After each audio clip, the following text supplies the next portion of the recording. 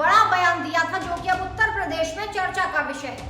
अरविंद केजरीवाल ने साफ तौर पर यह कहा था कि योगी आदित्यनाथ की कुर्सी छीन ली जाएगी और बीजेपी में योगी के चेहरे पर अब उत्तर प्रदेश के अंदर चुनाव नहीं लड़ा जाएगा। इसके बाद इसी बयान के पीछे कांग्रेस भी चल दी, आम आदमी पार्टी के कई नेता चल दिए। सबने ये कहा कि अब योगी सत्ता में नहीं रहेंगे, जिसके बाद यूपी की जनता कंफ्यूज हो गई। वो इसलिए क्योंकि बीजेपी ने इस पर सफाई तक नहीं दी। लेकिन अब योगी को खुली छूट दे दी गई है, अब योगी को कोई नहीं हटा सकता। ऐसा हम क्यों कह रहे हैं? क्योंकि यूपी में एक ऐसे अधिकारी की नियुक्ति हुई है जिससे ये साफ जाहिर है कि योगी ही आगामी विधानसभा चुनाव का चेहरा होंगे। ऐसा हम क्यों कह रहे हैं, चलिए आपको बताते हैं इस रिपोर्ट में कि योगी को किस चीज की खुली छूट मिल गई है और अब उत्तर प्रदेश में क्या कुछ होने वाला है। उत्तर प्रदेश के मुख्यमंत्री योगी आदित्यनाथ बेहतरीन काम कर रहे हैं, लेकिन इसके बावजूद सोशल मीडिया से लेकर मीडिया के लोगों में ये खबर पिछले काफी वक्त से आ रही है कि 2027 के विधानसभा चुनावों से ठीक पहले योगी को साइडलाइन कर दिया जाएगा। कहा तो ये तक जा रहा है कि योगी के चेहरे पर इस बार चुनाव भी नहीं लड़ा जाएगा। हालांकि प्रैक्टिकली ये बिल्कुल इम्पॉसिबल सा महसूस होता है, क्योंकि प्रदेश में बीजेपी का सबसे बड़ा चेहरा अगर कोई है तो वो योगी आदित्यनाथ है। और सबसे दिलचस्प बात देखिए, प्रदेश की जनता कह रही है कि अगर योगी को साइडलाइन किया गया तो 2027 का चुनाव बीजेपी भूल जाए। ये सारी खबरें कहां से शुरू हुई? ये खबरें शुरू हुई उस वक्त जब केजरीवाल ने जेल की सलाखों से बाहर आकर बड़ा ऐलान किया। उन्होंने कहा कि योगी आदित्यनाथ को साइडलाइन कर दिया जाएगा। बता दें कि इसके बाद तमाम आम आदमी पार्टी के नेता या फिर कांग्रेस के नेता हो डंके की चोट पर इसी दिशा में बयानबाजी करते हुए नजर आए।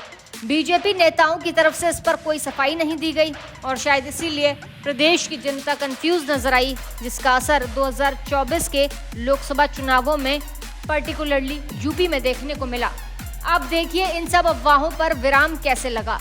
यूपी में योगी के सबसे पसंदीदा, सबसे भरोसेमंद और सबसे चहेते अफसर को तैनात कर दिया गया है, वो भी यूपी के सबसे बड़े अफसर के तौर पर। हम बात कर रहे हैं मनोज कुमार सिंह की। 1988 बैच के आईएएस मनोज कुमार सिंह को राज्य के मुख्य सचिव के तौर पर नियुक्त किया गया है। सबसे बड़ी बात यह कि अगर योगी को साइडलाइन ही करना होता तो फिर उनके पसंदीदा अफसर को पिछले 7 साल में कभी नियुक्त नहीं किया गया, लेकिन अब क्यों नियुक्त किया गया? ऐसा इसलिए क्योंकि योगी अब फ्री हैंड हो चुके हैं, योगी अब पावरफुल हो चुके हैं। 7 साल में पहली बार योगी को इतनी खुली छूट मिली है। सोचिए, बिना फ्री हैंड के पिछले 7 साल में योगी ने इतना कुछ किया, लेकिन अब जब फ्री हैंड हैं तो फिर वो क्या करेंगे? जब उन्हें खुली छूट मिल गई है, जब वो पावरफुल हो गए हैं, तो अब यूपी में क्या होगा? आपको मनोज कुमार सिंह के बारे में बताते चलते हैं। मनोज कुमार सिंह योगी के काफ़ी करीबी हैं। 31 जुलाई 2025 को वो रिटायर्ड होंगे। उनके पास यूपी इंफ्रास्ट्रक्चर और औद्योगिक विकास आयोग और कृषि उत्पादन आयोग का प्रभार भी है।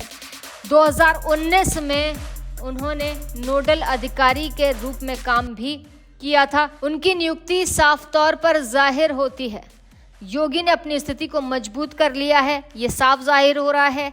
अब 2025 में महाकुंभ होना है, 2027 में यूपी विधानसभा चुनाव होंगे। देखना ये दिलचस्प रहेगा कि मनोज कुमार सिंह की नियुक्ति उत्तर प्रदेश में योगी के लिए किस तरीके से फायदेमंद होती है। हालांकि मनोज कुमार सिंह एक्शन में आ गए हैं। अब देखने वाली बात ये होगी कि योगी को आखिर कौन हटा पाएगा, क्योंकि योगी अब एक्शन मोड में है। ऐसी तमाम बड़ी अपडेट्स के लिए आप देखते रहें अपना उत्तर प्रदेश।